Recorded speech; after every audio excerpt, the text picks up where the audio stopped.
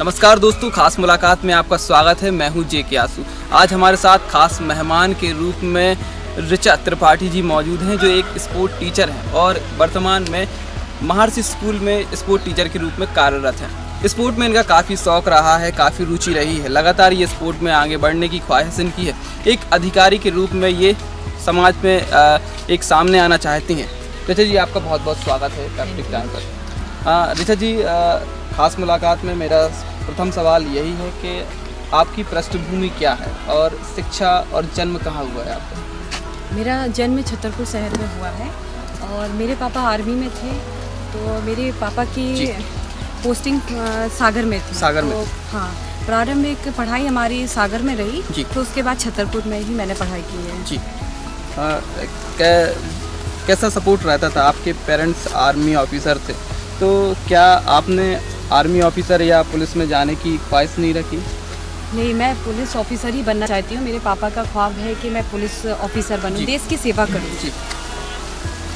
देश की सेवा करना चाहती हैं, तो क्या इसके लिए कोई तैयारियाँ चल रही हैं आपकी? हाँ, मैं एसआई की प्रिपरेशन कर रही हूँ। फिजिकल मेरा तैयार है जी और बस रिटर्न की तैयारी कर रही हूँ। रिटर्न की तैयारी कर रही हैं। कैसी समाज सेवा करना चाहती हैं आप पुलिस में आने के बाद? जैसे कि किस तरह से लोगों को सपोर्ट करना चाहती हैं, महिलाओं को कैसे देखती हैं, उनकी उपलब्धियों को कैसे, क्या रहेगा आपकी? पुलिस में आने के बाद मेरा एक ही एम रहेगा कि जो महिलाएं हैं जिनके साथ अत्याचार होता है, वो आगे बढ़ के नहीं बोल पाती हैं। समाज की जो गतिविधियां होती हैं उनमें पार्टिसिपेट नहीं कर पाती हैं, शर्माती हैं, डरती हैं, तो उनका डर निकाल के उनको आगे लाना चाहते हैं हर क्षेत्र में।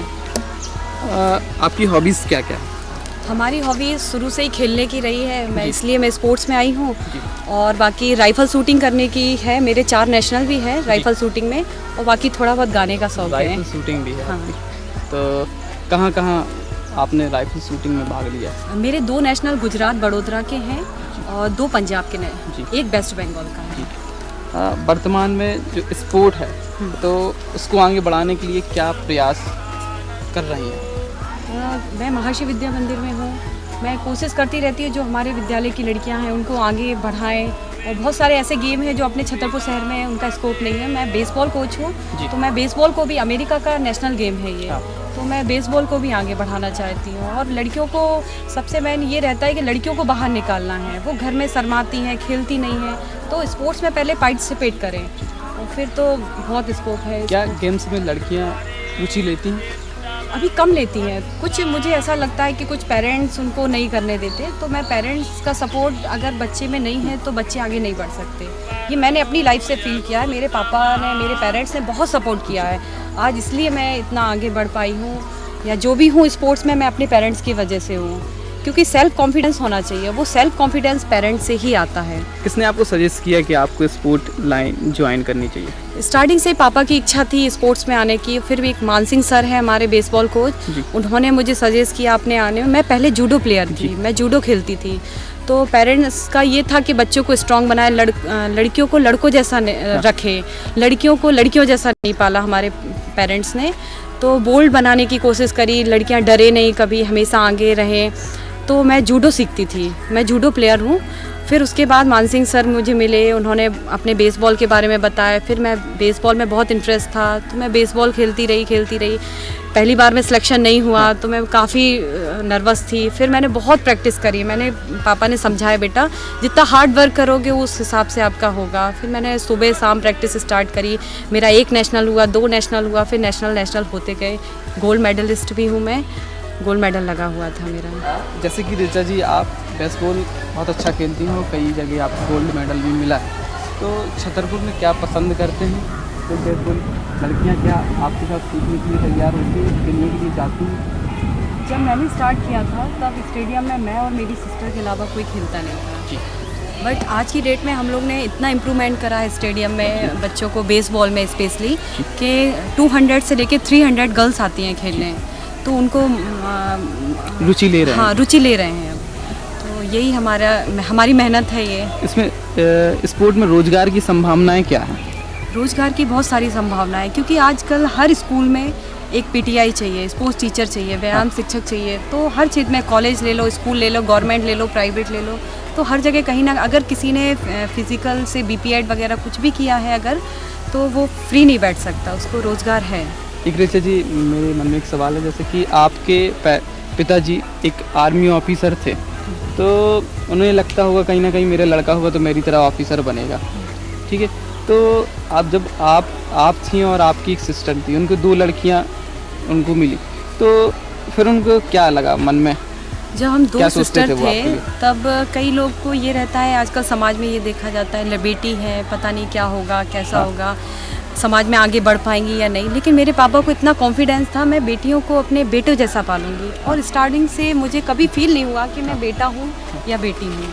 तो स्टार्टिंग से हमारी परवरिश जो रही वो बेटों जैसी रही। और पापा का ख्वाब ये था कि मैं सब इंस्पेक्टर बनूँ या पुलिस डिपार्टमेंट में जाऊँ या फिजिकल डिपार्टमेंट में जाऊँ। तो अभी फिजिकल डिपार्टमेंट में पापा का सपना पूरा करूँगी, सब इंस्पेक्टर बनूँ। अपने पिताजी की अपेक्षाओं पर कितना सफल हुई हैं आप?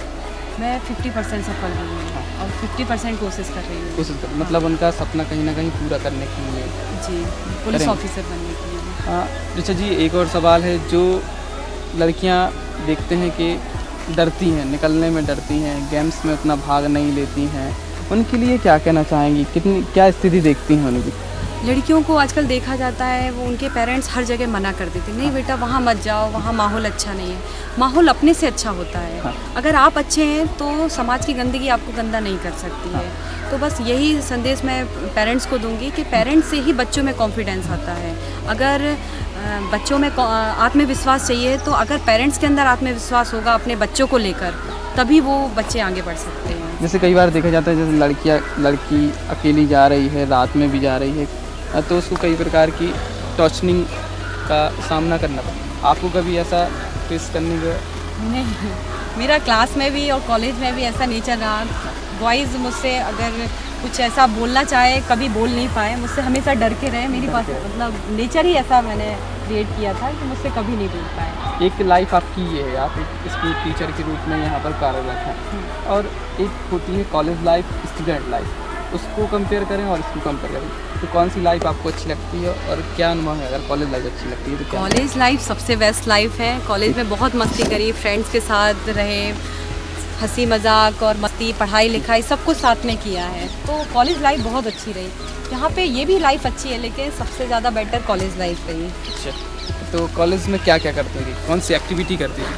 कॉलेज में कुछ भी, अगर चुनाव वगैरह हुआ उसमें पार्टिसिपेट करना, मोस्टली लड़कियों को आगे करना। हाँ। जो लड़कियां शर्माती थी उनको नहीं आपको करना है, और जो लड़कियां ज़्यादा शर्माती थी उन्हीं को चुनाव में खड़ा करते थे।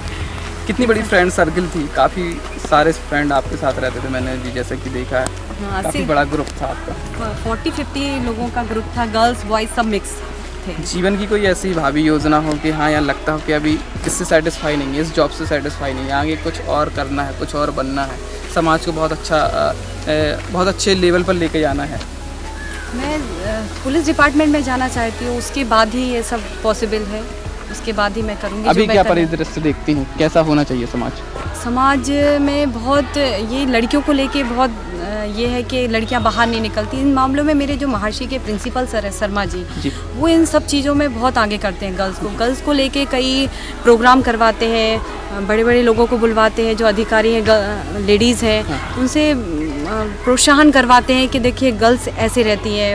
अगर कुछ भी पुलिस से संबंधित कई प्रोग्राम करवाए कि पुलिस लड़कियों को डरना नहीं है, कोई फ़ोन कॉल आए या कुछ भी है, रास्ते में आप जा रहे, कोई लड़का छेड़छाड़ी करता है तो आपको कैसे निपटना है, आप लोग डरिए नहीं। हमारे प्रिंसिपल सर बहुत प्रोत्साहन करते हैं इन मामलों में। इस कार्यक्रम का एक आखिरी सवाल है आपका, कि जो लड़कियां इस फील्ड में जाना चाहती हैं, आपकी तरह एक बहुत अच्छा स्पोर्ट टीचर बनना चाहती हैं, तो उनके लिए क्या संदेश है, क्या करें वो? स्पोर्ट्स टीचर बनने के लिए आपको पहले तो फिज़िकली फिट रहना पड़ेगा और फिज़िकली करते रहना पड़ेगा।